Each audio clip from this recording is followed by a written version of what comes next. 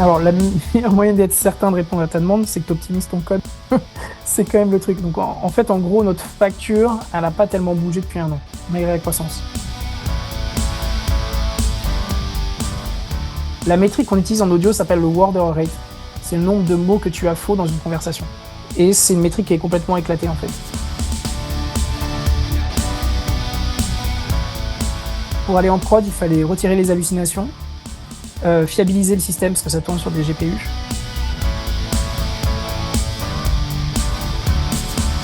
Une bonne interaction humaine, en dessous de 500 millisecondes, l'humain s'en rend pas compte. Au-dessus de 500, ça commence à être gênant. Plus que 800, ça devient vraiment pas bon.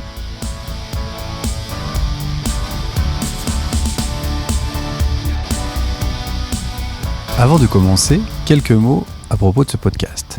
Ce podcast est possible grâce à ses contributeurs et animateurs, mais aussi aux sociétés qui le sponsorisent. Sérénité qui vous accompagne pour concevoir, industrialiser ou automatiser vos plateformes. Écrivez à contact@serenité.fr. Et Datatask d'Affinitech, la plateforme pour accélérer vos data lakes et data labs. Venez nous voir sur datatask.ai.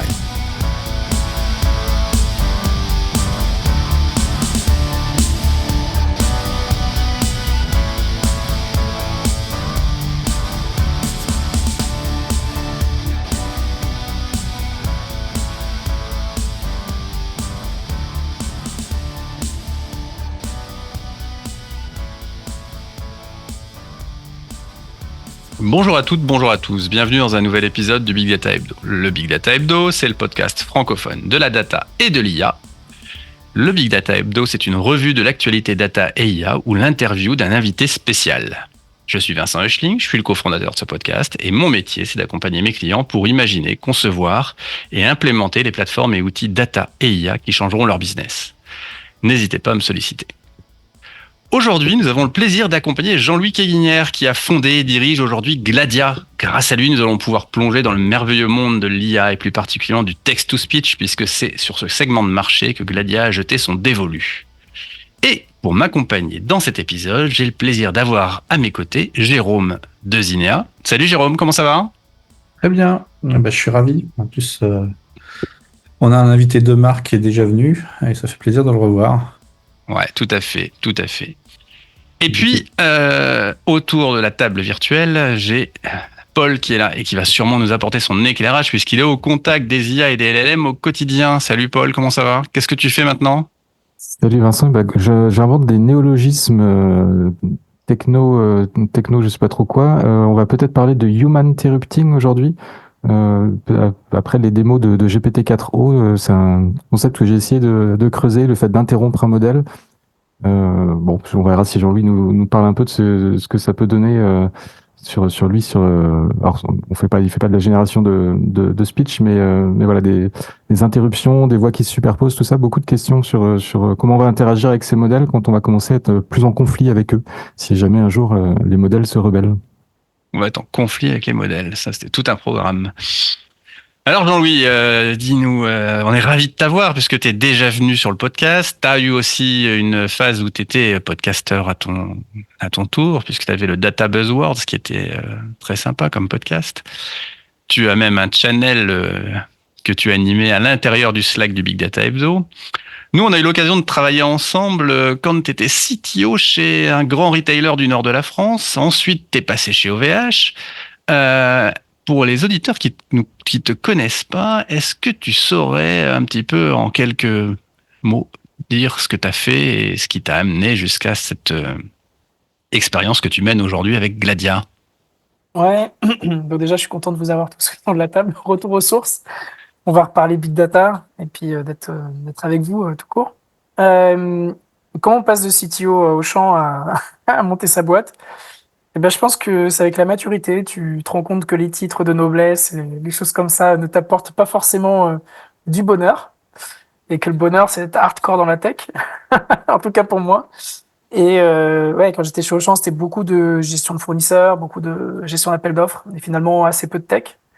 Et lors d'un appel d'offres, sans rentrer trop en détail, il y avait le choix entre plusieurs fournisseurs et j'ai coupé le truc en deux et j'ai dit une partie pour OVH et une partie pour un autre fournisseur très connu américain. Et la raison, c'est parce qu'il n'y avait pas de pass et de SaaS chez OVH. Et j'ai écrit à Octave, je pense que c'était sur LinkedIn ou Twitter. Je lui ai dit, écoute, c'est dommage, on est à 15 km, mais on va pas partir en totalité avec vous parce que ça manque de SaaS et de pass. Parce que nous, on fait des boîtes de conserve et des petits pois et des clusters managés Elasticsearch ou Hadoop, c'est pas notre métier et ce le sera jamais. Et donc, on a besoin de ces niveaux d'abstraction. Et il m'a dit, OK, viens bouffer. Puis en fait, je m'en souviendrai toujours, il m'invite à Roubaix dans la cantine d'OVH d'OVH Cloud, on dit, d'OVH Cloud pour bouffer. Et en fait, il y avait tous les directeurs techniques. Il m'a posé plein de questions. J'ai mangé une tranche de salade, une feuille de salade. J'ai pas eu le temps de faire le reste. Il m'a dit, raconte ce que tu m'as raconté. Donc, je lui ai dit. Enfin, j'ai raconté à tout le monde. Et après, à la fin, il m'a dit, plutôt que de te plaindre, viens construire chez nous. Et ça, c'était très chouette. Et ça a été 5 ans de bonheur, honnêtement. C'est pas toujours facile, hein, comme boîte, mais c'est une boîte, on s'éclate de fou. Puis au bout d'un moment, je pense que Octave, c'est un peu de sa faute. Il m'a donné goût à l'entrepreneuriat, au business model et tout ça. Et donc au bout d'un moment, j'ai dit je vais la monter. Et j'ai de la chance d'avoir Miro, donc le frère d'Octave, qui a investi dans la boîte, qui est également à mon conseil d'administration aujourd'hui, qui nous accompagne. Et c'est vraiment très très chouette de continuer à avoir leur support, même en dehors. Octave a été le premier à me dire vas-y fonce. Donc c'était très très chouette. Ah, voilà comment on y est arrivé là. C'est chouette. Ouais, c'est chouette. Et donc, il y a de ça combien de temps t'as démarré Gladia, dis-nous? C'est 2 ans à peu près. Ouais, 2 ans et demi. Et en 2 ans, donc, vous avez fait plein de choses. Tu peux nous pitcher un petit peu ce qu'est Gladia pour qu'on puisse un petit peu situer le service que vous voulez apporter, le positionnement, parce que c'est mine de rien quand même un monde assez chargé, ce monde des services autour des LLM, enfin des IA de manière générale plutôt. Bon, on n'a pas que le LLM. Ouais, c'est assez chargé. Puis nous, on a, on a cherché un truc. Quand tu montes une boîte, tu le sais pas forcément, ça s'appelle le PMF, le Product Market Fit. C'est-à-dire l'alignement avec le marché. C'est un peu le Graal que cherche tout entrepreneur ou toute personne qui monte sa boîte. Et effectivement, en 2 ans et demi, on a fait pas mal de choses. On a fait 2 pivots. Au début, on faisait beaucoup d'API. On avait 500 API sur étagère, d'IA, toutes sortes de choses, la traduction, reconnaissance vocale, génération vocale, correction orthographique, génération d'images. Il y avait plein de choses. On a fait un premier pivot en foutant tout ça dans Excel et PowerPoint, en disant les développeurs, c'est cool, mais comment est-ce qu'on arrive à étendre la marque? Et donc on avait tout mis ça dans des fonctions Excel, c'était égal gladia.translate cellule A1. Alors ça paraît con, hein, mais c'est un défi technique monstrueux, parce qu'il faut savoir qu'Excel, à chaque fois que tu ouvres un fichier Excel, il recalcule la totalité des cellules. Ah la vache! Donc tu te prends 100 000 calls API, comme ça. Tu démarres le fichier, 100 000 calls API qui arrivent pour recalculer tout. Ce sont aussi des bonnes bouses de legacy JS et compagnie. Donc c'était intéressant. Et puis en faisant ce pivot, on s'est rendu compte on devait discuter avec les clients, les acheteurs. On a parlé avec tous les gens qu'on connaissait, les C-level, VP, etc. Et ils nous ont posé des questions bêtes. Hein.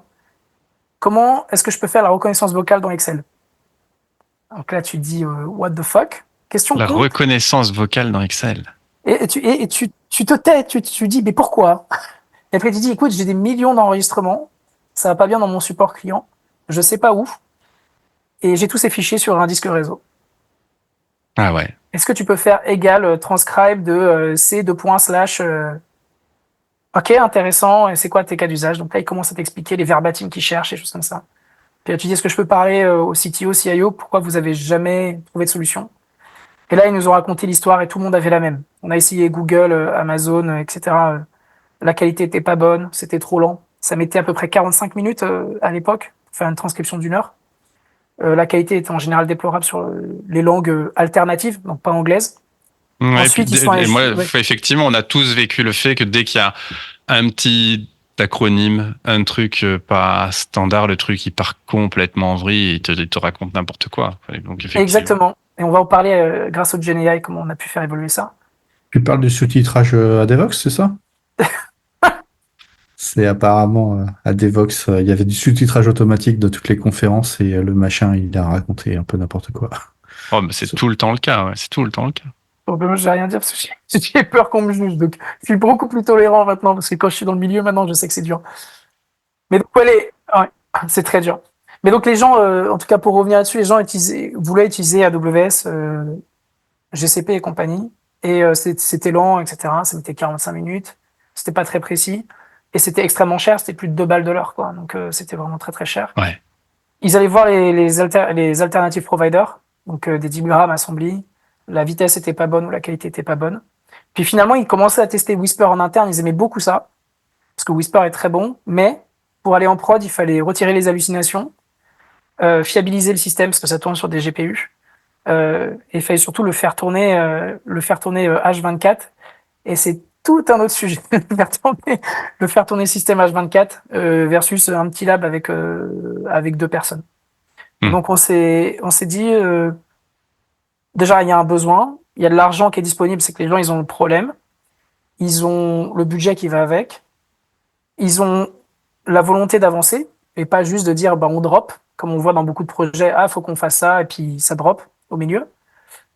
Et on a eu le choix, soit on faisait notre propre modèle, ce qui aurait été une bonne solution aussi. Les Wave2Vec, par exemple, sont des modèles qui sont extrêmement performants, avec un footprint hardware qui est très faible.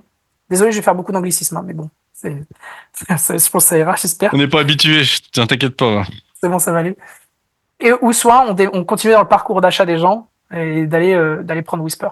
Et en fait, le positionnement qu'on a pris, c'est de dire on est à Whisper ce que Algolia est à Elasticsearch. C'est production grade, developer friendly, low latency, etc. et plein de features autour.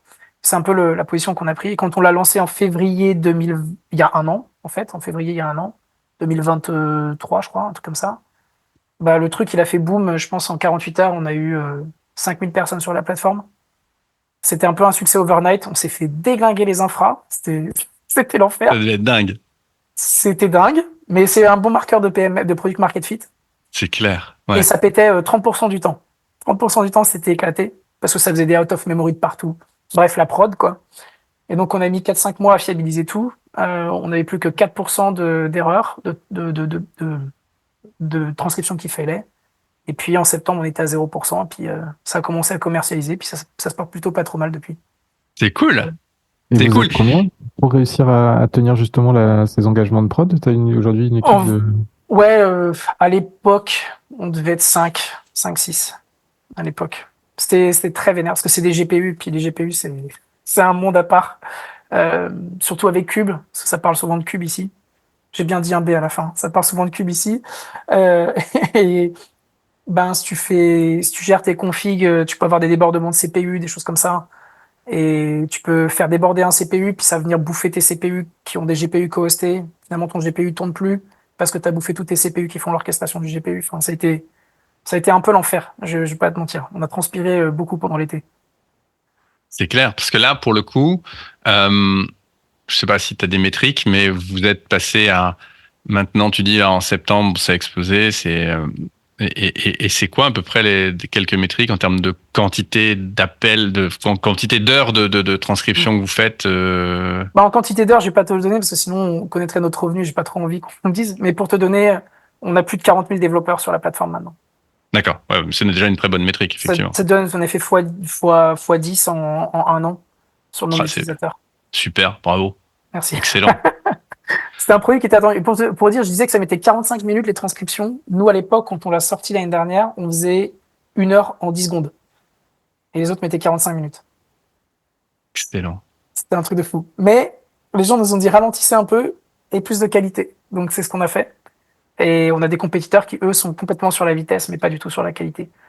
Donc là, on en revient au garbage in, garbage out. Je sais pas si c'était un néologisme pour ça, Paul, mais c'est tout un sujet de l'IA et GPTO et compagnie. Si tes IA commencent à raconter de la merde avec l'IA générative, le système s'emballe et va aller de catastrophe en catastrophe. Donc c'est pas vraiment des hallucinations, c'est plus le fait que on disait garbage in, garbage out, mais t'avais toujours un humain à la fin.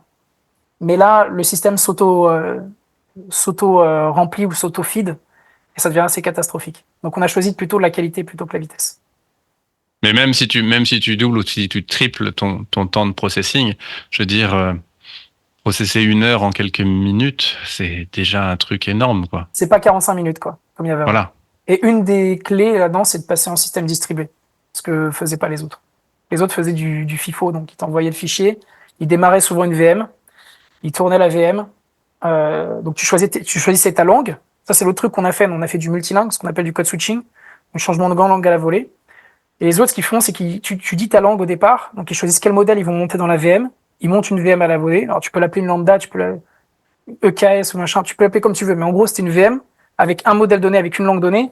Tu as ton fichier et ça rentre. Le problème, c'est que quand tu démarres, comme nous tous, des meetings en français, puis que le client arrive ou autre, et que tu commences à switcher en anglais, quand tu as monté le modèle français, parce que tu as détecté les 15 premières secondes comme étant françaises, tu as niqué 90% du meeting.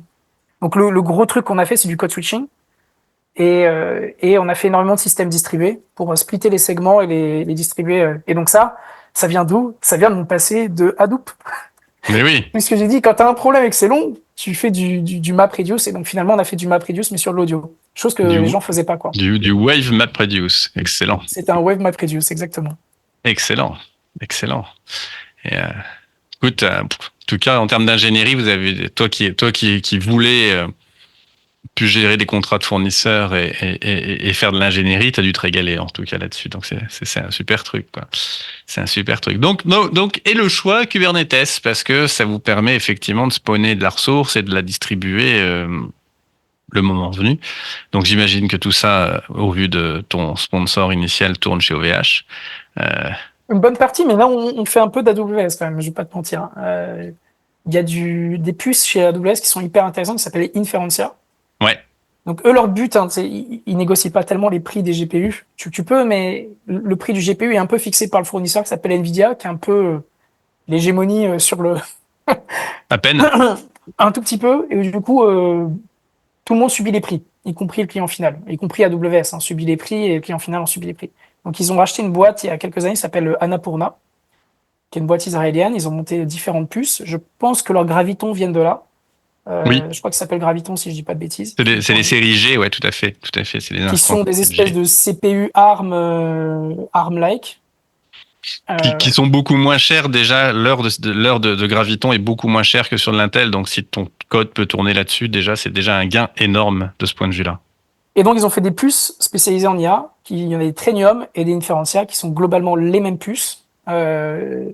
Mais qui sont encore en train d'améliorer. Et donc, on a réussi à avoir des bonnes perfs, à faire tourner Whisper dessus avec des perfs pas aussi bonnes que sur les GPU, mais qui commencent à être intéressantes et on sait qu'ils vont améliorer leurs puces. Donc, tu vois, il y a plein de problèmes sur les puces, notamment le calcul distribué au sein de la... Nous, on fait du calcul distribué, mais au sein du GPU, on fait aussi du calcul distribué. Et ouais. Ça, c'est des choses que les puces Inferentia font pas encore très bien. Donc, ils ont beaucoup de RAM, mais tu peux pas paralyser le modèle à l'intérieur de la puce. Donc tes cœurs de compute sont pas capables d'exploiter, sont capables d'exploiter toute la RAM si tous tes processus veulent utiliser toute la RAM. Mais si toi tu cherches à avoir de la parallélisation dans tes processus, c'est avoir des plus petits modèles. Donc, par exemple des modèles à 5 Go.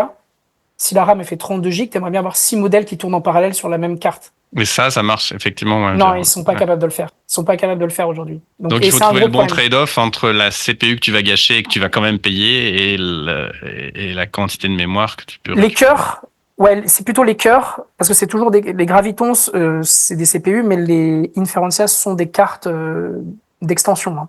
Donc c'est des trucs PCI probablement, des choses comme ça. Et en fait, le problème, c'est un problème de LLM. Parce que ce qu'on fait, nous, c'est on a une architecture, Whisper, c'est une architecture qui est très très proche des LLM. T'as un encodeur, un espace latent ou espace vectoriel, tu l'appelles comme tu veux, et un décodeur. Et, okay. Et le problème qu'on a, c'est, comme 90% des gens qui font du LLM, c'est le décodeur. Donc la partie descendante de la montagne, si tu veux. Tu montes dans un espace vectoriel, puis tu redescends dans du texte. C'est ce que fait un LLM. Il prend du texte, il l'encode en vecteur, puis il redescend des vecteurs vers du texte. Et cette partie descendante, elle consomme à peu près, en règle générale, overall pour les LLM, 5 fois plus que la partie montante. Donc tu as 5 fois plus de coûts en décoding, en compute, que de coûts d'encoding. Et donc, ce que tu cherches à faire pour un modèle équivalent, tu cherches plutôt à paralyser le décodeur et à avoir 1 pour 5, par exemple, ou du 1 pour 10. Et comme ils sont pas capables de faire ça sur Trainium, tu te retrouves à faire du 1 pour 1. Et donc, du coup, tu as une RAM qui est inexploitée et tu as beaucoup de compute qui est mal exploité. Donc ça, c'est des gros problèmes que gèrent très très bien les GPU. Donc ça va être le cas pour tous les LLM. Donc ils sont en train de refaire ces puces-là pour être beaucoup plus à l'aise avec l'inférence. Ouais, je suis un peu dans le détail là. C'est là que tu vois la puissance de la boîte en question d'Amazon sur le fait de se dire on va adapter notre architecture, on va demander à ce que l'architecture de puce soit adaptée pour justement répondre à des besoins très spécifiques et avec un délai qui va être à mon avis assez stupéfiant puisque entre guillemets ils vont pas mettre 10 ans à refaire ça. Non, ils vont mettre, je pense, 2 ans, mais tu sais, entre le moment où tu fais tes plans de ta carte, puis le moment où tu vas la fonder, tu arrives à sortir tes cartes, je pense qu'il va se passer 2 ans, tu vois. Mais c'est assez impressionnant ce qu'ils font quand même. Et à des coûts, bien plus intéressants qu'un GPU, parce qu'ils maîtrisent la chaîne d'approvisionnement de bout en bout. Et alors, tiens, dans ce temps un petit peu où il y a une tension sur la GPU, on voit quand même chez pas mal de cloud providers, parfois avoir une instance avec de la GPU relève du combat. Ça peut être un peu difficile. Vous avez quoi? Vous avez pré-provisionné des quantités de GPU en fonction de prédictions que vous avez d'usage de la plateforme, ce qui, à mon avis, est déjà en plus un truc bien compliqué à faire, hein, parce que quand tu as la croissance dont tu parlais tout à l'heure, c'est quand même pas le truc le plus évident. Vous avez résolu ça comment, le fait d'être certain de pouvoir répondre à une demande? Alors, la meilleure moyenne d'être certain de répondre à ta demande, c'est que tu optimises ton code. C'est quand même le truc. Donc, en fait, en gros, notre facture, elle n'a pas tellement bougé depuis 1 an. Malgré la croissance. Malgré la croissance. C'est-à-dire que nous, on a beaucoup optimisé beaucoup de parties pour intrinsèques au code et au modèle pour être capable d'absorber la charge. Donc, en premier, on travaille sur le code. Ensuite, on travaille sur les générations de GPU. Donc, ça a été assez marrant parce qu'au cours d'1 an, on a fait saturation de RAM, saturation de cœur. Enfin, quand je dis RAM, c'est VRAM. Hein. Saturation de la VRAM, saturation du nombre de CUDA cœur, saturation de la VRAM, saturation du nombre de CUDA cœur. Et là, on est arrivé, on a tout optime. Donc là, il faut qu'on change de génération. Et donc là, tu viens évidemment avec des forecasts que tu connais mieux, mais tout ce qu'on a optimisé sur les générations précédentes, ces générations CUDA compatibility inférieure ou égale à 7.0 pour rentrer dans les détails, c'est toute la génération V100 et antérieure, en gros. Là, on passe sur la génération après, donc tout ce qui est A100, H100 et équivalent, qui ont des moteurs d'accélération comme flash attention, etc. Donc, tu as des mécanismes intrinsèques au GPU qui te permettent de garder une dose de GPU, mais si tu les leverages bien, il y a des éléments mathématiques qui te permettent de garder toujours la charge avec un nombre de GPU donné. Donc ça, c'est le premier. Le deuxième, si tu fais une boîte d'IA, de toute façon, il faut que tu forecastes tes usages. Je donne un exemple. Nous, on tourne beaucoup entre 8h et 18h, 20h à peu près. Normal. Mais si tu fais ça, si tu es malin, il y a moyen que tu ailles voir ton ou tes cloud provider.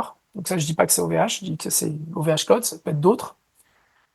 Que tu viennes et tu dis, moi, j'utilise entre 8h et 18h. Donc, je pré-provisionne mes machines, mais je vais utiliser l'électricité qu'un tiers ou un quart du temps.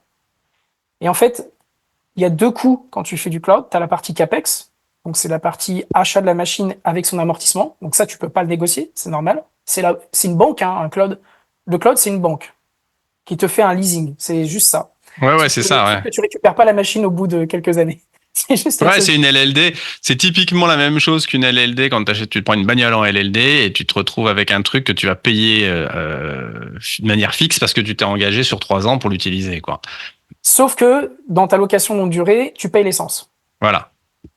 Là, l'essence, elle est incluse. Ça s'appelle l'électricité.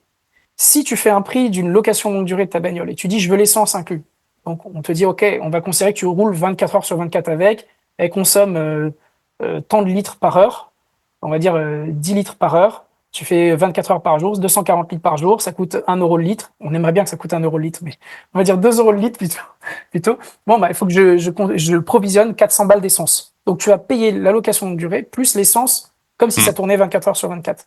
Et toi, tu arrives à décorréler les deux, là. Bah, si tu arrives à faire tes forecasts, tu vas dire, bah, en fait, non, j'ai besoin que d'un tiers d'essence. Donc, là, tu vas pouvoir commencer à négocier. Donc, évidemment, tu peux pas négocier la location de la bagnole. Ça, c'est normal. Ouais, le capex qu'ils ont investi pour répondre à ta demande, il est là, de toute façon. Ça, tu vas le payer flat.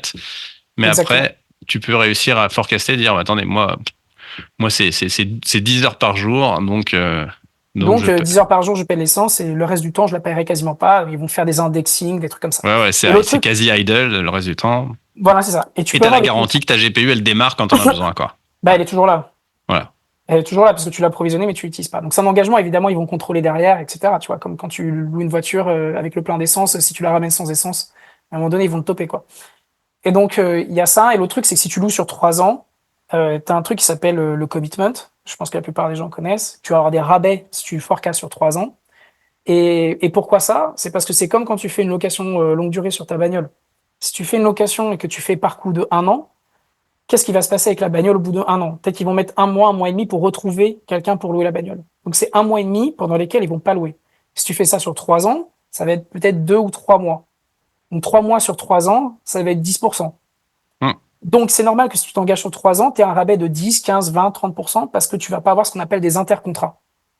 Donc le forecasting, il est essentiel pour toi pour avoir la dispo, mais il est essentiel pour ton fournisseur pour te garantir des bons prix.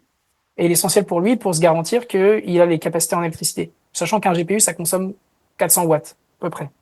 Ouais. Donc tu tires 1,2 kg par machine. 1,2 kW par machine. Donc ça peut aller très très très vite. Donc évidemment, donc au lieu de dire que ça consommait 2 litres d'essence, on est plutôt sur un gros Ford F-150 à 20 litres au 100 ou 25 litres au 100.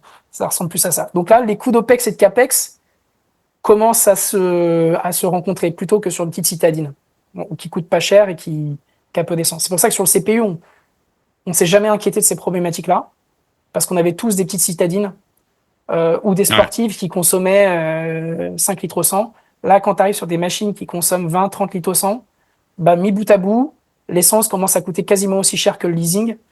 Et du coup, ça commence à devenir intéressant de faire ces forecasts-là. Excellent. Question sur le GPU, parce que dans le domaine du LLM, ça fait débat un peu en ce moment sur le côté déterministe des LLM. En fait, on dit que à paramètres équivalents, on pourrait avoir de l'inférence, des prédictions différentes pour un même LLM, juste parce qu'il est pas sur le même GPU, en fait. Donc que la marque finalement du GPU influe sur les mots qui vont ressortir du LLM. Est-ce que toi, c'est quelque chose que tu aurais identifié sur ton domaine dans le... Alors nous, on n'a pas ces problèmes-là parce que nous, même si c'est les mêmes technos que les LLM, on essaie d'avoir le modèle le plus déterministe possible. Donc nous, on fait des systèmes d'alignement acoustique derrière pour éviter qu'ils racontent de la merde, en gros.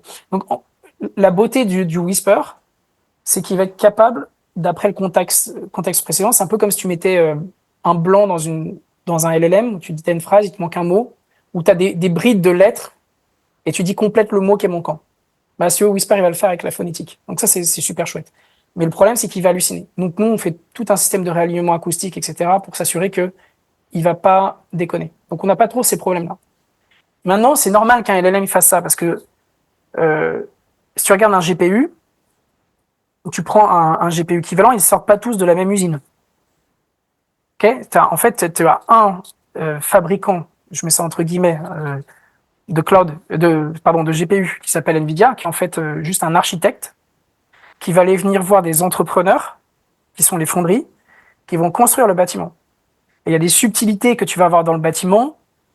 Globalement, il va ressembler à la même, il a les mêmes specs techniques, mais il y a des subtilités que tu vas avoir en fonction de chaque fonderie. Donc ça, c'est le premier truc. Chaque fondeur va avoir des petites subtilités. L'autre truc, c'est qu'à plan équivalent, tu vas avoir des maisons qui vont être plus ou moins ratées. Il y en a dedans, parfois, tu te dis, bon, on s'est foiré sur les toilettes. Je sais pas pourquoi je prends les toilettes. On s'est foiré sur les toilettes. Elle a pas le bon débit d'eau. Bon, c'est pas grave. On va changer le prix de la baraque. On va lui donner un grade légèrement inférieur. Ça, tu le vois beaucoup sur les GPU. Les Platinum, Intel, les Gold, les Silver, etc. Ou les i5, les i7, les machins. Souvent, c'est la même puce à l'origine. Puis il y a des cœurs qui sont désactivés parce qu'ils sont pétés au moment de la fabrication. Parce que c'est tellement petit, la gravure, la lithographie est tellement fine que souvent ça se casse ou ça devient défaillant. Donc tu as différents grades de GPU. Et maintenant, si tu te penses comme ça et que tu te dis, il y a des parties de la mémoire qui peuvent être déconnantes dedans ou qui sont pas très précises, notamment tu peux avoir des électrons quand tu fais du calcul qui peuvent sauter d'une borne à l'autre parce que les gravures sont très fines. Donc tu vas avoir des manques de précision. Tu peux avoir la mémoire qui part un peu en cacahuète. Bah, tu peux t'imaginer qu'à l'échelle de milliards et de milliards de paramètres, qui chacun sont représentés sur 32 bits, il est possible qu'à un moment donné, il y ait des imprécisions qui viennent purement du hardware et donc du coup qui influencent la probabilité du prochain token qui est sorti au moment de ton calcul. Donc pour moi, c'est pas hyper surprenant. Je sais pas si ça fait du sens ce que je dis. Ouais. C'est-à-dire que moi, j'entendrais bien ça si on avait des processeurs qui étaient analogiques, où effectivement, tu pourrais avoir des fluctuations, mais sur du numérique et autres, là, ce que tu es en train de nous dire, c'est que les GPU, ils sont pas fiables, quoi. Et C'est la même chose sur que les si on CPU. avait la même chose sur un CPU, ça ferait un scandale. D'ailleurs, il y a eu 2-3 fois où il y avait le calcul flottant qui était faux, chez Intel notamment. Ils ont eu des problèmes avec ça. C'est tout de suite une catastrophe, hein. C'est ce que je dis, ça a apparu sur les CPU aussi. Il y a déjà eu ces problèmes de calcul flottant. Parce Oui, que mais moi, là, c'était considéré comme un défaut grave, quoi. Et là, tu nous dis, c'est à peu près normal, quoi. Non, j'ai pas dit ça. J'ai dit, je suis pas surpris. J'ai pas dit que c'était normal. J'ai dit que j'étais pas extrêmement surpris. Mais c'est quoi ton mode d'évaluation, toi, d'un LLM pour savoir s'il a déconné ou pas? Je te présente deux trucs à deux moments différents de deux modèles. Oui, d'accord, mais là, je parle de, là, tu nous expliques que c'est le CPU qui donne pas le même résultat en fonction euh, En fonction de sa avec les qualité mêmes entrées, intrinsèque, quoi. quoi. Donc, ça Ouais. veut dire qu'il a un défaut. Enfin, ça veut dire, puisque c'est censé être déterministe quand même, la partie CPU. Le calcul à virgule flottante, c'est quelque chose de déterministe dans l'absolu. Après, il peut Je, être erroné, il peut avoir des problèmes, il peut avoir des défauts, la mémoire peut avoir des défauts, mais enfin, mais tu compares un calcul déterministe et booléen et logique, comme tu fais sur un CPU, à un calcul probabiliste. non, oui, enfin, t'as un calcul probabiliste, sauf que là, t'as des flottants. Je pense que la question est plus sur les GPU. Et en tout cas, moi, je l'explique par ces variations hardware, que je suis pas complètement surpris. Maintenant, pour les trucs des normes et trucs comme ça, je suis pas la bonne personne pour rentrer dans trop ce niveau de détail. Tu vois, je suis rendu là, c'est ma limite. Tu vois, c'est mon plafond de verre technique. Je suis pas surpris Mhm. que les précisions soient variables. Je sais pas en quel contexte ça a été fait. Est-ce que c'est des GPU consumer ou des GPU, tu vois, des GPU qui sont utilisés pour la météo, qui vont faire du 64 bits, etc. Je suis certain que les grades, c'est comme les Platinum, Intel, machin, etc. Je suis sûr que le grade d'un GPU scientifique, qui coûte évidemment plus cher, qui est par exemple 64 bits pour la simulation nucléaire, de la bombe nucléaire, ou pour la météo, il n'a pas du tout le même grade qu'une 4090 que tu payes 200 balles, qui peut avoir le même, entre guillemets, la même puissance qu'une A100 par exemple. Et si tu en prends trois, qui viennent de trois endroits différents, de trois fabriques en Chine, je suis pas sûr qu'ils fassent le même contrôle qualité partout. Je suis pas certain que toutes les cœurs soient tous super clean. Enfin, tu Ouais, vois, ouais, t'es en train de nous dire qu'ils sont je suis pas défectueux. donc je sais pas le contexte du test. Bah, c'est Non, je du suis pas en train de défaut. dire ça. Après, Je dis c'est que pas quand du tu prends un défaut. Core Faut voir i5, l'impact tu du Non, payes. mais défaut, mais c'est du c'est un défaut. niveau de tolérance, c'est un niveau de tolérance à l'imprécision qui est Exactement. pas le même en fonction de ce que tu achètes à un endroit ou à un autre. C'est la même histoire. Quand tu prenais un disque dur pour mettre dans un serveur, il valait un certain prix. Tu prenais le disque dur de la même capacité avec sur le papier les mêmes performances, c'est-à-dire, je parle de l'époque où on avait des disques qui tournaient à 7200, 10 000 ou 15 000 tours minute, et tu le payais vachement moins cher ailleurs, mais il avait pas du tout les mêmes niveaux de fiabilité, c'est-à-dire qu'il avait une Oui, mais on probabilité parlait de d'erreur qui défauts. n'était pas la Ouais, même. oui, oui, il peut Mais là, avoir c'est des la même défauts. chose. Il peut avoir des défauts, sauf que, ouais, voilà, mais simplement, un disque, quand il commence à avoir des défauts, tu le changes, hein, parce que tu peux pas te permettre d'avoir des défauts sur ton disque. Là, effectivement, sur Enfin, LLM, je je comprends retrouve. qu'il y a une tolérance à l'erreur, mais C'est enfin pas ce que j'ai bref. dit, tolérance à l'erreur sur la LLM. Ce que je dis, c'est que ça dépend du grade. En l'occurrence, c'était des T4. Là, j'ai retrouvé le truc, c'est des T4 Collab versus des T4 SageMaker. Je viens de retrouver l'article là-dessus, qui sont pourtant des trucs de data center. Je pourrais pas te. Je pense que c'est des cartes qui n'ont pas été designées à l'époque des LLM, les T4. Donc peut-être qu'ils avaient des façons de faire les calculs qui étaient différentes et qui leur assuraient, dans un cas d'usage donné. Bah, si tu veux rentrer là-dedans, je t'en donne une Mhm. autre. Nvidia dit qu'il te vend des capacités de calcul qui s'appellent des T-flops, qui sont en fait des TensorFlops et pas des teraflops. Tu vois, si tu veux, on rentre là-dedans. Parce qu'en fait, ils font du 16 x 16 plus du 32 et ils te donnent un résultat en 32 bits. Et ils te disent, comme je t'ai donné un résultat en 32 bits, c'est pareil que si je faisais du calcul teraflop, où je faisais du 32 avec du 32 plus du 32 et que je tronquais le 32 bits. Donc, si tu veux, on peut rentrer là-dedans sur les imprécisions ou les magouilles. Donc, tu vois, je sais pas Mais, comment a été fait le calcul, Ouais, ok, quel lib a été utilisé, donc en fait, mais c'est mais de pas toute déterministe, quoi. façon, la qualité, et ça c'est vieux comme le contrôle qualité.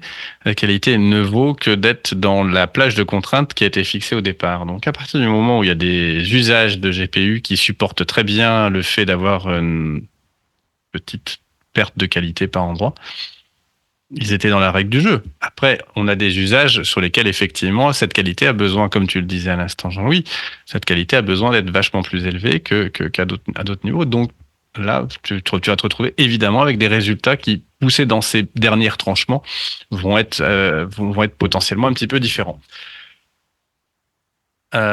Aujourd'hui, si on revient un peu sur les usages, parce que tu signalais effectivement, tu parlais de cette belle histoire de comment est-ce que vous êtes arrivé à trouver votre market et donc à avoir une réponse qui de toute façon s'est confirmée d'elle-même, puisque l'engouement que tu as vu sur les premiers jours de mise à disposition du service, les développeurs qui utilisent votre produit là, ils l'utilisent comment? C'est des développeurs qui sont plutôt à développer des applications, c'est plutôt du batch a posteriori, c'est plutôt des choses qui sont faites online pour accompagner les gens qui travaillent pour que le transcript se fasse quasiment, je veux dire, avec une latence faible derrière. C'est quoi les usages que tu vois justement sur ces technologies? Parce que c'est toujours intéressant de se dire, ces IA savent faire des choses et l'usage tel que compris et mis en œuvre par les développeurs, c'est celui-là. C'est toujours Bah, en fait, t'en as trois principaux. Les meeting recording, je pense que tout le monde vit ça avec des note takers dans les réunions Ouais. qui sont enregistrés. Alors, je suis sûr qu'il y en a comme Jérôme qui aime pas ça. Parce que je te prendrai au mot pour ce que tu as dit. Mais je plaisante, c'est vrai que on commence à s'habituer à ça, même si tout le monde était un peu réfractaire au départ. Ça commençait à être une tendance, que ce soit dans les appels de vente ou dans des appels de réunion tout court. Donc, on voit beaucoup de nos clients qui font du summary, du action items, enfin toutes ces choses-là. On en a beaucoup, beaucoup, beaucoup de ces clients-là. Notamment dû au fait qu'on est capable de gérer beaucoup de langues et qu'on fait le code switching, donc le changement de langue à la volée, qui est un peu un sujet constant quand on fait une réunion. Et aussi, on gère très bien les mots un petit peu bâtards où tu mets des mots. Typiquement un épisode du Big Data Hebdo. Je voulais le faire avant l'épisode, j'ai pas eu le temps de le faire, je suis désolé. Ça m'aurait bien plu de pouvoir débattre du résultat obtenu pendant cet épisode. Mais un épisode du Big Data Hebdo est un bon candidat parce que effectivement, y a pas une phrase qui soit à 100% avec des mots français, donc ça doit pas être facile à aller chercher. Je sens qu'on va se faire tabasser. Les gens, ils vont prendre l'épisode, ils vont passer en anglais. Je te propose de le faire pour le 197. Mais bien sûr, attends, on va le faire. Voilà. J'ai très très peur. Je vais passer derrière, en fait, je vais dire attention, la requête est un peu lente. Je rêve, pour tout te dire, je rêve de passer les 196 épisodes précédents à la moulinette, de tous les faire et de voir l'évolution de ceux dont on discute au fur et à mesure du temps. Bah moi, tu mets un rag dessus. Mais bien sûr. Et tu fais un chat dans le Slack de la communauté. Et c'est bien sûr, et tu commences à parler avec évidemment trahi mon plan machiavélique. Bah, il a mis du temps quand même ton plan là. C'est quoi, c'est 7 ans 7 ou 8 ans On est 10 ans, on est à 10 ans, mon ami, mais non, j'adorerais constituer cette base de connaissances et je pense que le faire avec et toutes les expériences que j'avais fait jusqu'à maintenant. Tout à l'heure, au début, tu disais c'était désastreux, mais alors attends, c'était un cataclysme, hein, même pas. Il y avait rien de bon dans ce qu'on récupérait comme contenu. Donc là, vraiment, moi, ça m'intéresse très fortement, quoi. Ben, t'es prêt à payer. Le mec qui fait un call de vente. Ce qui serait cool déjà, c'est juste d'avoir la transcription effectivement pour les nouveaux épisodes, au moins pour les personnes qui n'ont pas forcément un accès facile à l'audio. Ouais. Et bah, du coup, c'était le deuxième, le deuxième cas d'usage. On a énormément de monde sur les sous-titrages et en particulier, on a dans l'éducation. On a fait un partenariat avec Big Blue Button pour faciliter justement l'accessibilité, qui est une obligation. C'est légalement, l'État français devrait fournir l'accessibilité à tous les cours avec des devices, y compris sur les cours en ligne. Donc, ce qu'on a appris à travers le temps, parce que on apprend au fur et à mesure, hein, c'est que pendant le Covid, c'était très catastrophique pour les gens qui étaient sourdes, qui avaient des problèmes d'audition, parce qu'il n'y avait aucun sous-titrage des cours. Donc, assez cata. Donc, c'est des choses sur lesquelles le ministère de l'Éducation et une plateforme qui s'appelle Fun, c'est quoi? C'est le France Université Numérique, ça s'appelle. Bosse sur le Mais sujet. c'est un bel Donc, usage. voilà. C'est un bel usage, pour le coup. Ouais, au moins t'as un impact qui est intéressant. Et le troisième, c'est tout ce qui est call center. Et donc là, dans le call center, on a deux types de clients. On a ceux qui font des bots, qui répondent directement aux appels en temps réel, avec justement du RAG et des choses comme ça, et des LLM, donc speech to text, le RAG ou le LLM en direct, Ouais. et du text to speech. Donc nous, on effleure les sujets de text to speech. En fait, on a quelque chose qui en attend depuis à peu près 6 mois. On n'est pas satisfait de la qualité, donc on travaille encore. Mais tout le sujet, c'est de trouver la latence. La plupart des systèmes aujourd'hui, ils mettent entre 400 et 800 millisecondes time to first byte. Ouais. C'est comme ça qu'on le compte. Je trouve que c'est trop long. Donc nous, on a une techno aujourd'hui qui fait 150 C'était la millisecondes. question que j'avais time to posée first justement byte. par rapport au fait de motoriser un dialogue et de pouvoir invoquer un LLM pour faire du RAG derrière. Ouais, t'es à peu près la demi-seconde de retard par rapport à ce qui est dit, quoi. Ouais. Ouais, c'est même plus que ça, hein. Une transcription de qualité, ça va être entre 200 et 400 millisecondes. Ouais. Monolingue. Donc multilingue, tu vas en général faire entre 400 et 800. Ensuite, tu as un RAG. Un RAG, ça prend entre 4 et 8 secondes. Il y en a qui sont un peu plus rapides. Par exemple, Non, je Quadrant parlais dit fait en 100 le millisecondes. temps d'arriver au RAG. Ouais. Mais déjà, tu as entre 200 et 400 ms. Ensuite, tu tapes Ce qui est 2 pas secondes mal, de hein, RAG. 2 secondes de RAG. À peu près. Ouais, c'est déjà pas mal. Après, tu te tapes une partie LLM qui peut arriver entre 300 et 800 millisecondes, sachant qu'il y a beaucoup de variabilité. Si tu regardes, je parlais des heures ouvrées, etc. Si tu regardes la distribution, elle est juste hyper spread. Hein, c'est assez fou. Et ensuite, tu as le time to first byte d'audio. Et il y a un truc qu'on oublie, c'est la couche transport. Donc là, je te ramène, toi qui as des cheveux blancs, SIP, SIP trunk, VoIP, TOIP, etc. RTP, tout ça. Ça, c'est un peu la génération des plus anciens qui ont vécu ça. Tu peux te taper, Twilio, par exemple, du 800 millisecondes de bout en bout. Donc en fait, essaye d'optimiser tout le truc, mais ta couche transport, elle peut être toute pourrie. Donc tu as des providers de téléphonie qui vont faire du 300 ms et il y en a d'autres qui vont faire du 800 ms. Donc ça peut être une expérience un peu catastrophique. Donc ça, c'est le principal problème pour la mise en prod. Ça, c'est la vraie vie. C'est pareil, tu hostes en France et tu as ton client aux US. Tu tapes 150 millisecondes de ping. Rien que là, tu as perdu 150 millisecondes juste pour appeler ton serveur. Donc tu vois, je te parle même pas du transfert de fichiers. Donc une bonne interaction humaine, en dessous de 500 millisecondes, l'humain s'en rend pas compte. Au-dessus de 500, ça commence à être gênant. Plus que 800, ça devient vraiment pas bon. Voilà. Donc du coup, tu vois, il n'y a pas que le sujet du speech to text, il y a le sujet du RAG, il y a le sujet du LLM, il y a le sujet du TTS, et il y a le sujet de la couche de transport. Et trouver des expertises qui mixent tout ça et qui arrivent à faire un bon produit avec ça, pour l'instant, il n'y en a pas. Donc ça, c'est là-dessus que nous, on va pour intégrer, y compris la couche réseau. Parce que si tu prends 800 ms, je vois pas pourquoi je me casserais le cul à gagner 100 ms et en mettant la qualité à mal, là où je peux en gagner 400 de l'autre côté, juste sur le transport.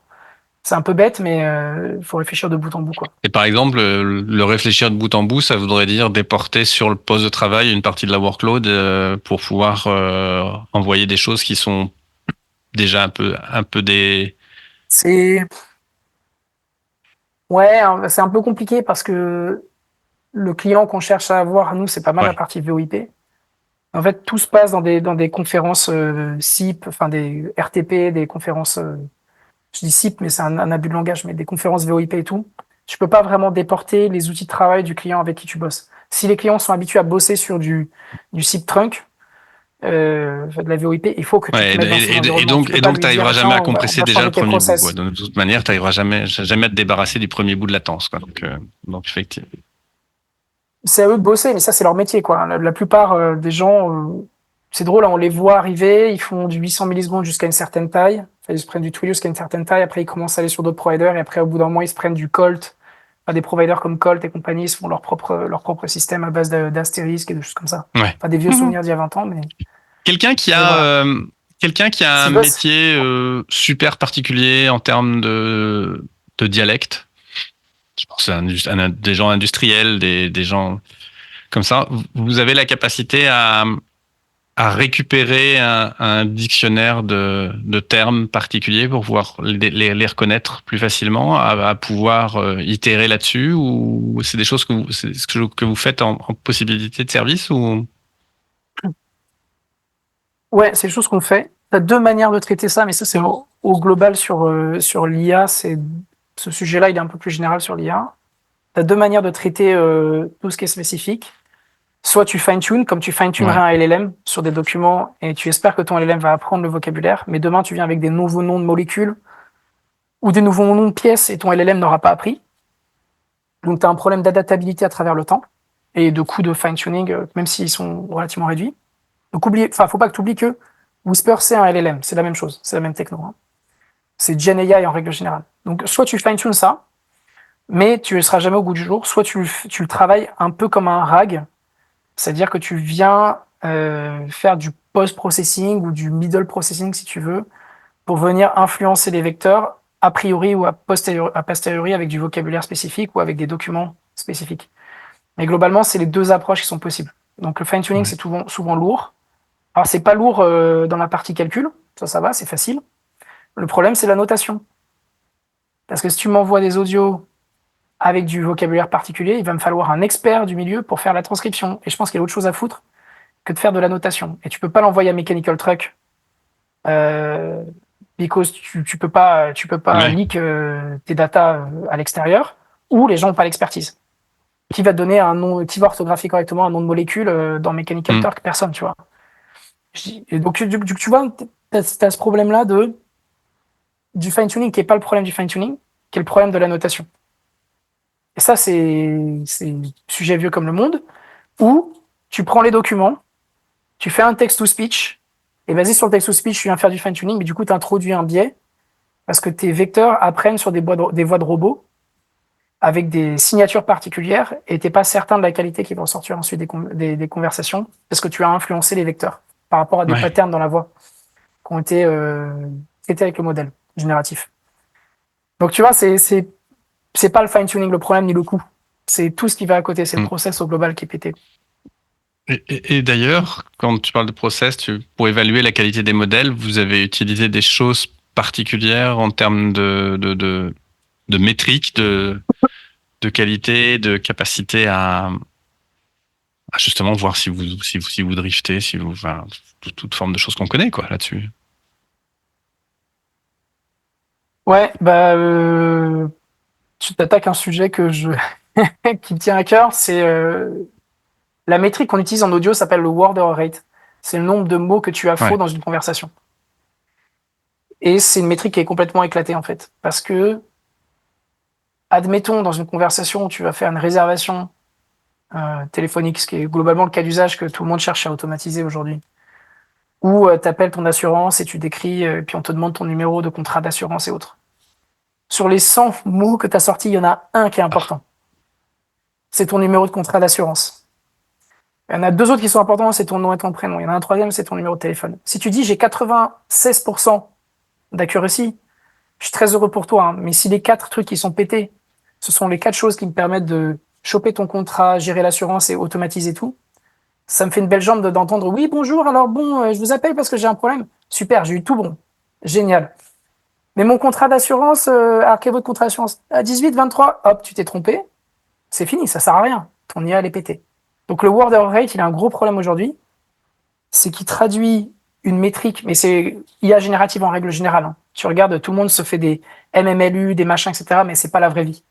Donc le problème, c'est comment est-ce que tu trouves des métriques de la vraie vie. Donc on est en train de bosser dessus. On voudrait introduire une nouvelle métrique qui s'appellerait le keyword error rate ou des name entity recognition error rate, parce que en fait, word error rate, ça fait le PWR pour ponderated word error rate quoi. Par exemple, ou des choses comme ça, où on dirait, en fait, la vraie vie, si tu veux automatiser avec une IA, 99% des mots, tu t'en fous, le 1%, il est important que tu les bons. Parce que tu vois, j'ai des clients, c'est un paradigme qui est assez intéressant. Ils viennent et te disent, je veux 100 millisecondes, 100 millisecondes, 100 millisecondes. Et tu dis, pourquoi les clients vous achètent pas? Ils disent, à cause de la qualité. Parce que les emails et les numéros de téléphone sont pas bons. Tu fais, ouais, moi, je peux te les avoir bons, mais il me faudra 200 millisecondes. Mais non, 100 millisecondes, je comprends, bah vas-y, continue. Puis ils arrivent pas à lever, puis ils crèvent. Tu vois, je sais pas quoi te dire. Et à un moment donné, la sélection un peu naturelle, mais je veux pas me moquer d'eux, mais tu vois, le truc, à un moment donné, si tu veux automatiser une IA, bah, les mecs, ça appelle, et ils disent bonjour, comment vous appelez? Toi, tu dis bah Jean-Louis, et de dire bonjour Jean-Luc, j'espère que vous allez bien. Et tu entends le client rire au téléphone. Et les mecs disent oh, this is so bad, no way I'm gonna buy this, etc., etc. Le contrat est perdu. Mais t'as mis 100 millisecondes, c'est bien. Mais tu sais, moi, je peux aller très très vite en écrivant Ouais. dans slash dev nul aussi. Hein. Ouais. Je peux être le plus rapide des disques durs en écrivant dans slash dev nul. Ça, c'est un peu ça. Donc, t'as ce sujet d'annoncer des métriques, d'aller très vite, et la réalité que parfois, ça vaut le coup de prendre un tout petit peu plus de temps pour que le truc soit clean. Ouais. Make sense ou pas ce que je dis Oui. Donc, on essaie de trouver l'équilibre. Et Word Rate est une métrique qui est complètement pétée et qu'il va falloir réviser. Et d'ailleurs, c'est assez drôle parce que tu vois Hugging Face fait un beaucoup de boulot là-dessus, sur le Gen AI. Sur Gen AI, tu as des métriques qui sont intéressantes où Hugging Face n'a pas réussi à. Enfin, tu sais, ils ont des leaderboards et tout, mais ils ont commencé à faire des tableaux où tu fais à l'aveugle, tu choisis entre le modèle A et le modèle B. Tu écoutes le TTS et tu dis modèle A ou modèle B. Tu écoutes le STT, tu dis modèle A ou modèle B. Pour faire un ranking par rapport au vote, parce que ça, c'est la vraie vie du ressenti émotionnel d'un humain, dans une interaction avec une IA. Ah ouais, non, non, mais c'est excellent. C'est excellent parce que là, et tu as raison. Enfin, c'est tellement vrai le truc que enfin, ça fait partie de ces trucs, ces évidences qu'on oublie tellement elles sont évidentes. Euh, Le non, marché, ils mais oublient bien pas, hein, sûr, par contre. sur le Parce que 80, quand t'as le client putain, en je suis face et qu'il super rigole fort, je de fais ton offre, 96% de mots qui sont bons. Ouais, enfin, il y en avait 4% qui étaient intéressants. Est-ce que si c'est ceux-là que t'as foiré, évidemment que c'est un drame, quoi. Et effectivement, s'il s'agit de prendre la lecture d'une poésie et de mesurer d'avoir sur des mots dont tu as la certitude qu'on arrivera à les récupérer, bah là-dessus, ouais, effectivement. Donc, tout, le- tout le monde aujourd'hui évalue sur un truc qui s'appelle Common Voice de Mozilla ou des choses comme ça, qui sont des choses qui sont prononcées par des hommes, en règle générale, très souvent en anglais, mais pas que. En général, avec un bruit de fond qui est hyper limité. C'est pas dans la rue avec un âne qui couine ou une voiture qui klaxonne. Euh, Ce sont des textes qui sont lus, ce sont pas des textes parlés. Donc la prosodie, donc la vitesse et l'élocution que tu as, elle n'est pas du tout la même. Tu as plein de choses qui viennent affecter et on évalue les gens là-dessus. Et donc moi, ce que je dis à mes clients, en général, c'est déterminer votre cas d'usage. Par exemple, truc bête, mais une femme a 20% de moins d'accuracy dans la reconnaissance vocale qu'un homme. Parce qu'il y a moins de femmes sur Internet. Donc les datasets de femmes sont moins présentes. Donc au global, tu as 20% de moins. Et un enfant, on tombe parfois autour de 40%. Donc tu vois, même sur l'accuracy. Donc si par exemple je suis un système de réservation comment dire, de médecins en ligne, admettons. En général, tu vas plutôt être sur des femmes qui vont plutôt être en moyenne d'âge 50-60 ans. Donc tu peux dire, et donc le truc c'est que nous on est des développeurs, on est des mecs. On est dans notre chambre ou on est dans la maison. Donc il y a peut-être un petit peu d'écho. Donc tu vas évaluer sur la qualité, mais tu es un mec dans la 30-40aine avec une prosodie qui fait une vitesse d'élocution qui est la mienne, avec du français sans accent. Maintenant, je pose la question, est-ce que c'est la bonne façon d'évaluer quand, en fait, tu veux évaluer une grand-mère de 70 ans qui est à Mais Marseille? évidemment, tu vas évaluer faut... quelqu'un qui a malheureusement un accès à un français pas aussi pur que celui qu'on a. Tu vas évaluer tout ce genre de trucs-là. Et à nouveau, là, t'es clairement dans le truc où ça devient limite insultant pour celui qui se fait pas comprendre, quoi. Hein, je veux dire.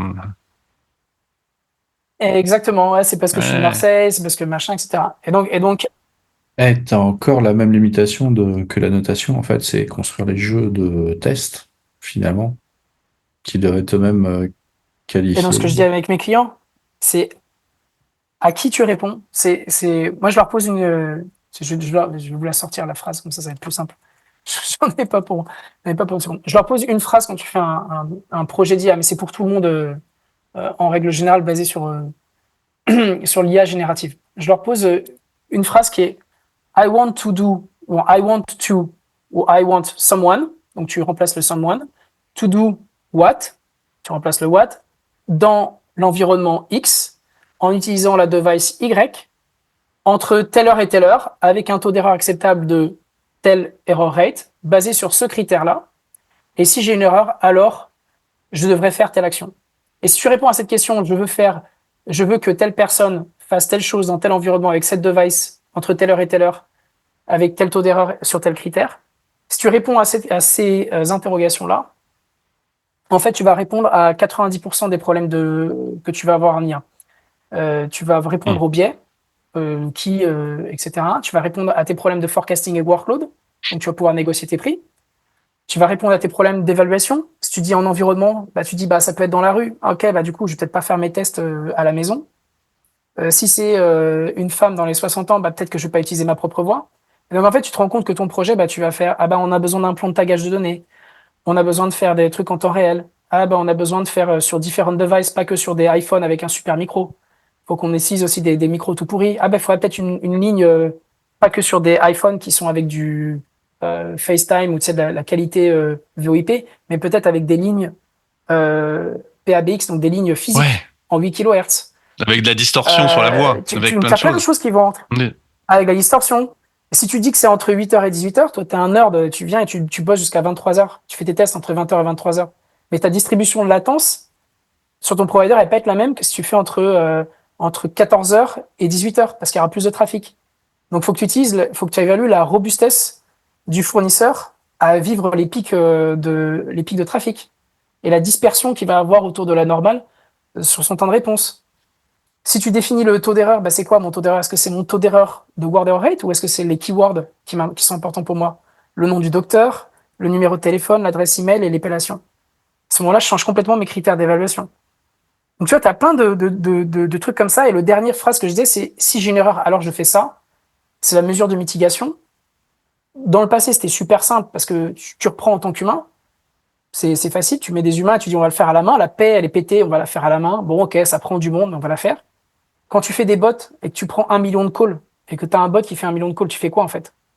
C'est un peu comme si tu étais Netflix et que tu dis je vais délivrer quand même tous les gens le contenu et tu dis si la plateforme est pète, je vais livrer les DVD à la main dans chacune des maisons. Ouais, ce que faisait Netflix à l'origine. Mais tu vois, mon point, c'est de dire, comme tu as une IA et que tu as tout automatisé, le fallback humain, il n'existe plus. Donc, il faut que tu envisages des fallbacks de provider, faut que tu envisages des fallbacks d'infrastructure et tout, parce que si ton IA est pété, en fait, tout le système n'est pas rattrapable à la main. Donc, je définis ces phrases-là, et quand tu fais ces phrases-là, en fait, tes évaluations de fournisseurs, c'est plus que sur la latence ou que sur la qualité. Il y a plein de choses que tu regardes, autre que juste la pure performance mathématique, qui parfois est un peu conne. Ouais. Mais c'est super intéressant parce que tu te rends compte que il faut c'est un peu l'idée de tester le service rendu effectif quoi. Cherche la bonne Ouais, c'est ça en fait, si c'est une prise de rendez-vous, je dirais le succès c'est si le rendez-vous a été pris correctement quoi. C'est ce qui intéresse le client. C'est un truc que je dis exactement. Et ce que je dis aux gens, je dis vous devez évaluer pas un provider, vous devez évaluer un produit. Tu n'es pas en train d'évaluer, tu es en train d'évaluer le résultat du produit, pas le provider. Parce qu'on s'en fout de qui fait le truc. Et souvent, les compagnies, elles évaluent un fournisseur A versus un fournisseur B au lieu d'évaluer le truc de bout en bout. Et d'ailleurs, les gens que tu as en face de toi, c'est plutôt drivé par des gens de business. Ou est-ce que tu as... Parce que ça peut être d'ailleurs cette différence d'approche entre j'évalue la capacité à rendre un service par rapport à j'évalue les moyens mis en œuvre pour rendre ce service. C'est une différence d'approche qu'il y a généralement entre un dev d'un côté, c'est le deuxième cas de figure généralement, ce qui veut savoir comment ça a été fait et comment ça... Et est-ce que théoriquement ça peut faire la chose, et quelqu'un du marketing ou des choses comme ça qui lui va plutôt être très orienté sur le résultat quoi, c'est-à-dire que ouais là tu couvres un gros sujet des startups, c'est l'ICP et le persona, donc l'ideal customer profile, quelle compagnie tu targetes, avec quel revenu, etc. Et le persona, c'est la personne à qui tu parles. Si tu parles aussi CEO, CTO, principal engineer, dev senior, En général, ils comprennent Oui, très bien très sûr. bien l'approche de bout en bout.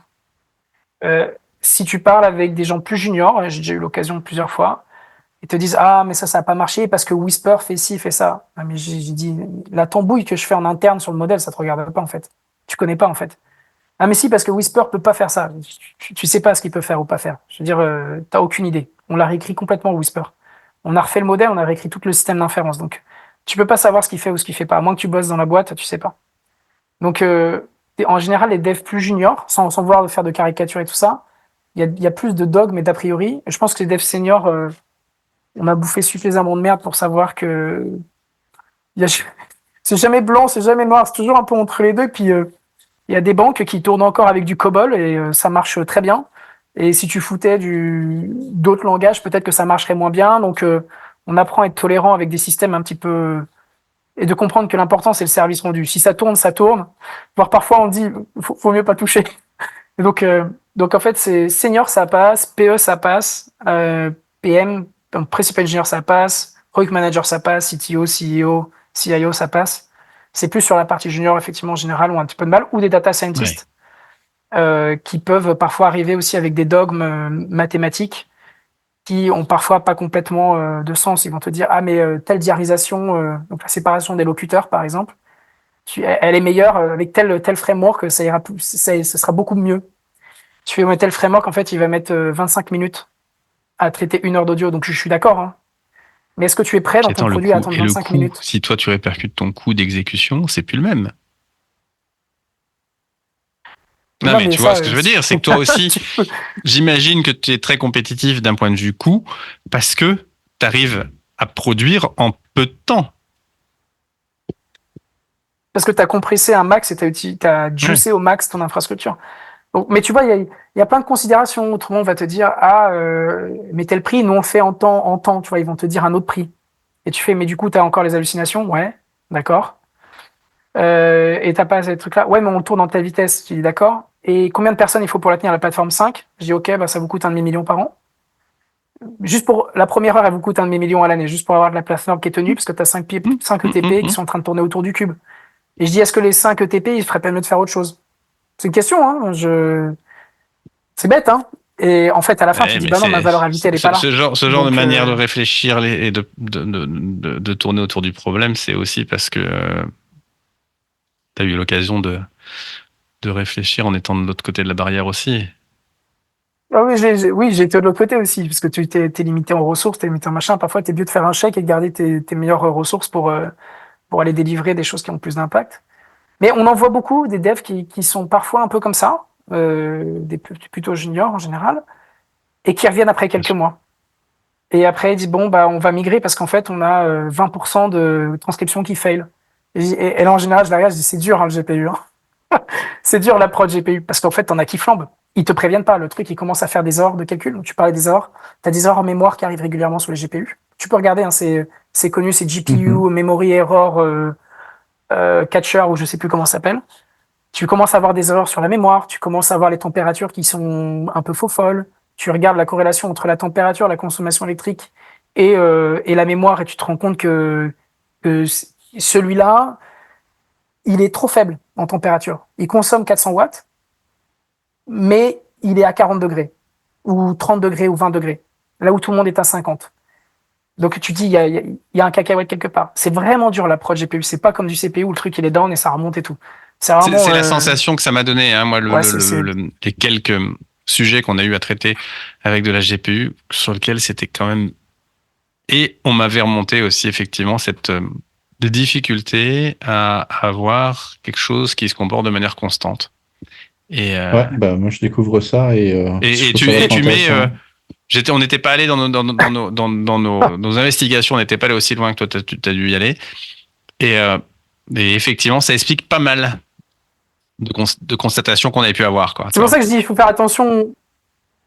Tu vois, les publics, ils disent, c'est différent, tu vois, je suis pas complètement surpris, mais tu vois, le blog post, j'ai regardé, il a dit T4 Collab, T4 SageMaker. Ok, très bien. Je peux donner des exemples. Je sais pas quelle était, ils n'ont pas dit dans l'article quelle était la version du CUDA qui était utilisée dessus. Donc, pour le même hardware, ok, même machine, même CPU, même machin, même GPU, tout ça. entre un CUDA, enfin entre une version, je sais pas, 525 du driver, 525.35 et 525.40, ils vont peut-être pas avoir le même comportement parce qu'ils ont changé les opérateurs. Du coup, le CUDA qui est au-dessus, c'est le truc qui est légèrement au-dessus des drivers, il va parfois ne pas avoir la compatibilité avec la version du driver que tu as. Donc ça va marcher, mais les résultats de calcul vont pas être les mêmes. Donc pour le même hardware, le même driver, en fonction de la version de CUDA, tu peux parfois avoir 15% de différence en termes de perf. En termes de perf, mais c'est autre chose. Enfin, c'est un effet, mais. Non, mais t'as d'autres choses. Mais t'as les opérateurs, même Mais c'est pour te dire. moi, ce qui m'avait c'est un surpris, exemple. en termes Mais de t'as les perf et des choses comme ça me choque pas forcément. Par contre, c'est vrai que c'est en termes de résultats où je suis surpris, j'apprends ça, quoi. Enfin, ouais. Parce que pour moi, le GPU, c'était une version optimisée. Enfin, c'est pas des CPU, hein, bien sûr, mais on devait retrouver le déterminisme Hmm. qu'on a dans les Ouais, CPU, bah mais bon, essentiellement, apparemment, ouais, c'est pas le c'est. cas. Donc, Je vais pas rentrer là-dedans parce que je vais me oh. faire bâcher parce que Ouais, mais là, c'est tu la connais limite de peut-être ma mieux que nous, connaissance. hein, parce que pour moi, j'avoue que j'ai pas travaillé avec les GPU, donc peut-être d'où ma surprise, hein, parce que Ouais, si tu voyais comment c'est fait, c'est un Dis-moi, peu à Jean-Louis, l'arrache est-ce hein, que quand tu même. as Hein. Pas te d'autres mentir. sujets que tu voudrais aborder? Parce on a été bavard comme on pouvait s'y On a attendre, été puisqu'on est tous vers bavards deux. ici autour. Est-ce que tu as des petits points que tu voudrais mettre en Bah, lumière? euh, non, pas particulièrement parce que je peux repartir sur 1 heure sur les GPU. Tu me connais. Non, écoute, j'étais content d'être là. S'il y a des gens dans les auditeurs qui veulent parler startup et qui hésitent à monter ou qui se posent des questions, ça me fait toujours un plaisir de passer un petit 20 minutes avec eux pour Ouais. éviter de faire les conneries que j'ai faites. Les levées de fonds, les choses comme ça, les investisseurs, les PMF et tout. Et puis j'étais toujours content de vous voir. Et le big data, c'est la vie. C'est pas parce qu'on fait du big data ou de la data que on peut pas faire de l'IA. Au contraire, toute cette qualité que vous avez en général d'être très DevOps, très data orienté, etc., est un avantage parce que les calculs sont pas très compliqués en IA. Mais savoir faire du calcul distribué, ça fait vraiment la grosse différence. Donc, tous les gens qui font du big data, qui viennent du monde d'Elastic, même du Redis distribué, du Mongo distribué, de Hadoop et compagnie, la place, elle est largement disponible en IA et C'est tout le clair monde que raffole de pour ces ce qui est profils-là. de l'enjeu de prod, Donc, là voilà. tu l'as illustré sur le fait de dépasser le lab, qu'il y avait que l'historique que tu pouvais avoir et l'expérience que tu pouvais avoir sur de la traitement de données à large échelle pouvait être un vrai avantage, quoi, c'est clair. Mais tu sais, on en a vu des startups faire du Whisper. On voyait telle startup popper et ils font du Whisper as a service. 2 mois après, tu reviens, il n'y a plus personne. Mais moi, je sais pourquoi. Parce qu'on a chié. On a chié, mais faut être tenace, quoi. Faut aimer les bécanes, quoi. Moi, j'ai retenu un truc quelqu'un m'avait dit un jour, on surestime toujours ce qu'on va faire en quelques mois et on sous-estime ce qu'on peut être capable de faire en plusieurs années. il me semble que c'est un certain C'est Bill Gates qui c'est disait vrai. ça, mais C'est Bill Gates? Je sais pas de il qui, me ouais, semble. c'est De de lui qui a dit mémoire, cette ouais. phrase. Bah, Après, écoute. je peux me tromper, mais A priori, ça a plutôt pas trop mal fonctionné Un pour petit lui. mec. oui. Bah, il y a un truc que je dis, moi aussi, c'est facile de faire les premiers. Ça, c'est en règle générale, on dirait, c'est facile de faire les premiers 80%. Ça te prend 20% du temps. Ça en prend Mais les 150% du derniers temps. 20%, Ça c'est prend celui qui 80% prend. du temps, le dernier 20%. Ouais. Non, 150% parce que tu Ouais, crois mais que c'est t'es au ça qui bout et fait. t'es jamais au bout, en fait. Ouais, je vais pas parler de la prod là aujourd'hui, non, pas aujourd'hui. Mais on a trouvé des trucs, tu vois, des memory leaks, des machins dans les hardware et puis des trucs. C'est vraiment hardcore, hein, c'est très très dur. C'est Mais pour ça que finalement, ceux qui font du COBOL si on sur est du passionné et mainframe, que. finalement. Ah ouais, pas d'emmerde. Bah moi j'ai Ouais, du moi respect hein, aussi, pour hein. ces gens-là. J'ai du respect pour ces gens-là quand même. Surtout, moi, j'ai du respect pour ces gens-là Mais je... parce que tellement on s'est foutu de leur gueule, tu vois. J'ai dire à un moment donné, tellement on a dit putain, mais les vieux avec leurs trucs tout pourris et tout. Et en fait, quand tu vois la manière, je pense une immensité de trucs qui étaient censés remplacer le COBOL sont déjà crevés et le COBOL continue à exister. Tu vois, c'est ça qui est génial dans cette histoire. Mais quand tu vois le matériel que c'est, Ils font probablement plus quand tu d'argent vois que le nous. matériel que c'est impressionnant. Quand tu vois les puissances de calcul que c'est impressionnant. La fiabilité sais- de ça, c'est impressionnant. Tu sais, moi, le jour où j'ai vu une station de travail Sun Microsystems, c'était début des années 2000, je Mm. m'excuse, ça remonte un petit peu, qui était posée sur un bureau, tombée par terre, et l'image n'a pas bougé d'un poil sur l'écran qui était relié à la station. On l'a délicatement relevée du sol où elle était éclatée pour la reposer sur le bureau, et le mec qui travaillait dessus s'est évidemment aperçu que la station était tombée par terre parce que ça fait du bruit. Mais la machine tournait toujours nickel. Et je pense que 10 ans après, la machine, si on ne l'avait pas éteinte, elle aurait encore tourné nickel. Là, tu te dis qu'on était dans une autre ère en termes de robustesse et de... Regarde les tests des mainframes actuels là qui font, il y a des vidéos qu'on peut trouver. Ils te mettent ça sur une plateforme, ils simulent un tremblement de terre. Tu vois Hmm. toute la caisse qui bouge. Ça bouge dans tous les sens. La machine, elle tourne. Elle est en train de tourner et vérifie que le calcul est correct. Et ils ont un autre test aussi, c'est ils la mettent dans une caisse en carton comme elle sera trimballée et puis ils la secouent, ils la font cogner comme Hmm. pour simuler un trajet long. Et la machine, elle tourne. Et le truc, il doit être bon, quoi. C'est un peu le Nokia Ouais, 3310 moi de j'ai déjà vu des l'ordinateur, quoi. bêtes disques arriver chez des clients où il n'y avait pas un logement dans lequel on pouvait glisser un disque. Hein, donc, Ouais, ça existe, mais parce là, qu'elle avait été un peu chahutée. Hein, mais bon. bah, justement, ils font des tests impressionnants là-dessus. Non, mais la réalité du hardware, la réalité de la prod, c'est tout un monde qui est avec des contingences bien loin de celles que l'on et des exigences bien loin de celles qu'on s'impose quand on fait nos tests en spawnant une VM en début d'après-midi pour faire des tests pendant l'après-midi et en la tuant en fin de journée. Ça, c'est clair qu'on est à des années-lumière de ça. Où est-ce qu'on peut te suivre, Jean-Louis? Twitter, je raconte pas mal de conneries. C'est Gilly Jean-Louis sur Twitter. Sur LinkedIn un peu aussi, voilà. Mais en ce moment, je t'avoue, j'ai beaucoup de taf. Donc je poste un petit peu moins, au malheur de mes marketeurs dans la boîte. Vous Qui avez me un demandent blog de chez poster Gladia qui plus. permet de suivre un peu votre actualité?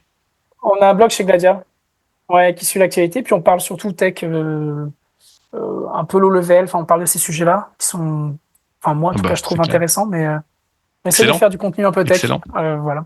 Est-ce que tu as des événements sur lesquels tu as prévu d'intervenir dans les semaines à venir, mois à venir? Retrouvez-moi.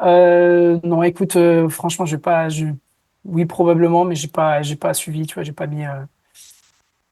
J'étais à Vivatech. Voilà. J'avais dit à tout le monde, ceux qui Ouais, veulent on me aurait pu s'y voir ou avec croiser. qui on Moi, peut parler, dites-moi. comme je le dis dans l'épisode qui a été publié précédemment, là, je suis allé, j'en suis revenu, comme d'habitude, assez déçu. C'est un peu trop. Finalement, c'est comme beaucoup de conférences en fait. Hein. Ce que t'aimes, c'est les copains que Voilà, tu et comme moi, je croises. suis venu un peu à l'arrache, Vraiment, c'est ça qui j'avais compte. pas prévenu personne, donc évidemment, c'est un peu plus compliqué.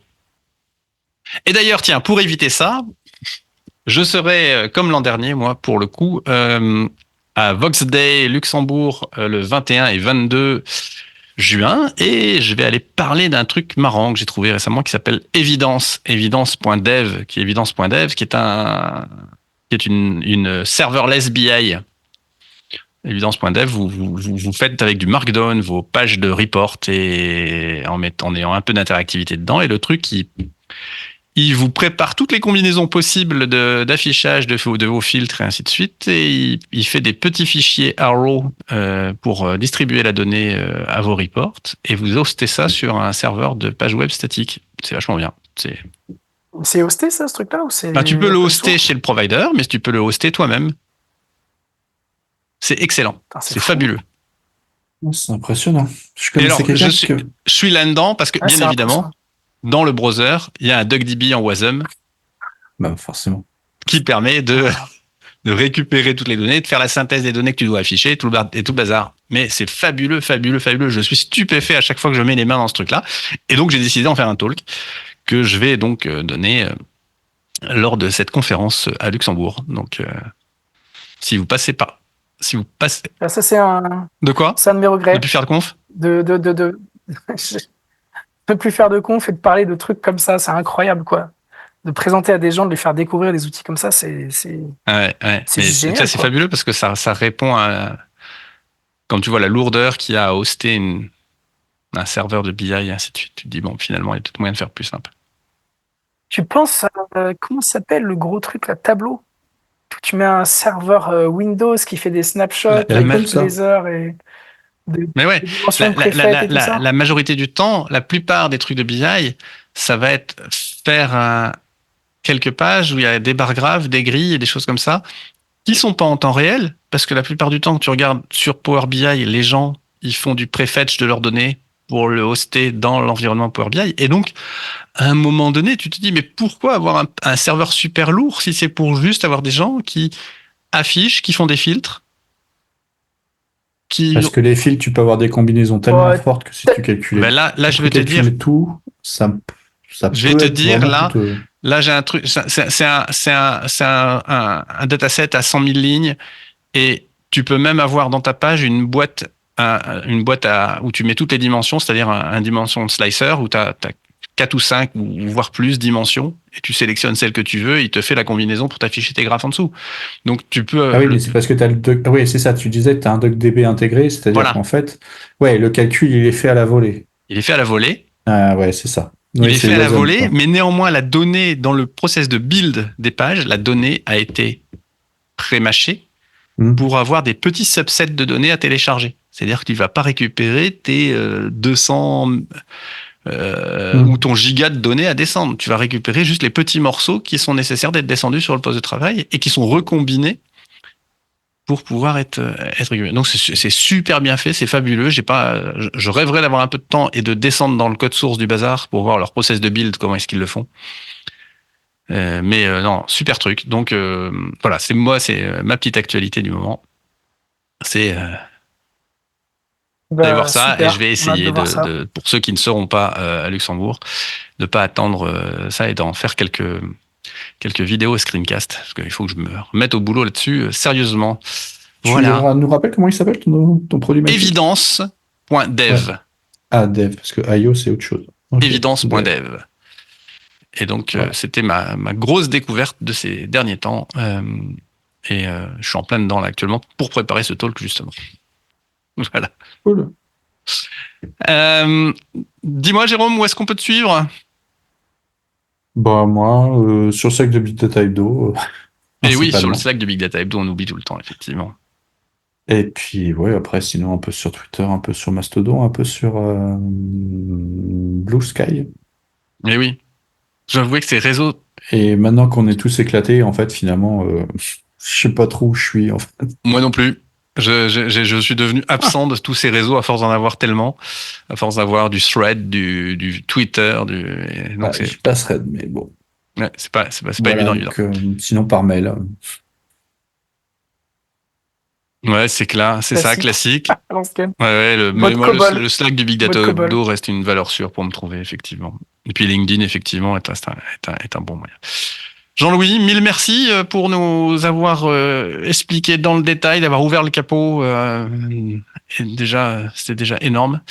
D'avoir ouvert le capot et de nous avoir parlé de tout ça. C'était super. Mille merci et on te retrouve très très vite tu reviens quand tu veux pour nous parler de sujets de ce type-là. Et en espérant. Je vais t'envoyer quelques copains. Ouais, ce serait cool ça. C'est Ce serait vénère cool. aussi. Ce serait cool. Et puis quand tu repasses quand tu veux. Et j'espère qu'on aura l'occasion de se croiser pour de vrai sous peu. Ouais, merci beaucoup. À la prochaine. Au revoir. Salut. Merci d'avoir écouté ce Big Data Hebdo jusqu'au bout. On vous serait reconnaissant de nous noter sur vos apps de podcast et d'abonner 2 de vos amis.